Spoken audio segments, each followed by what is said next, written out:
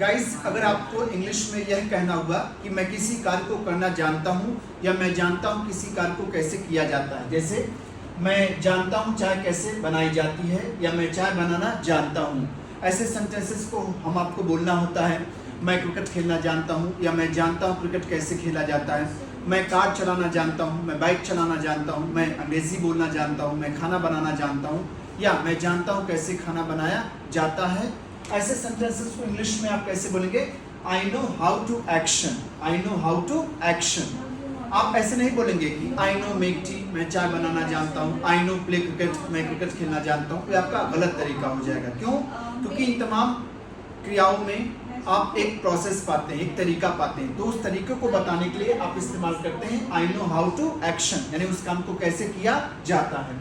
आपने एग्जाम्पल लिया, हिंदी दो तरीके से होती है, मैं चाय बनाना जानता हूँ या मैं जानता हूँ चाय कैसे बनाई जाती है। लेकिन इंग्लिश इसकी एक ही होगी, I know how to make tea, इसी से बनाएंगे, I know how to make tea. मैं कार चलाना जानता हूँ, I know how to drive a car. मैं पतंग उड़ाना जानता हूँ, I know how to fly a kite. मैं चेस खेलना जानता हूँ, I know how to play chess. मैं डांस करना जानता हूँ, I know how to dance. कोई काम करना नहीं जानते हैं, आप बोलेंगे I do not know how to action.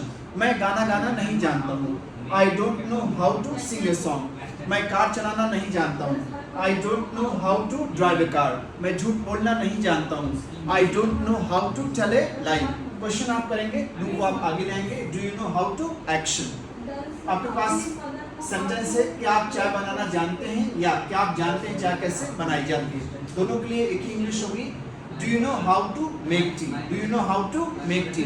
क्या आप उर्दू बोलना जानते हैं? Do you know how to speak Urdu. क्या आप कपड़ा सिलना जानते हैं?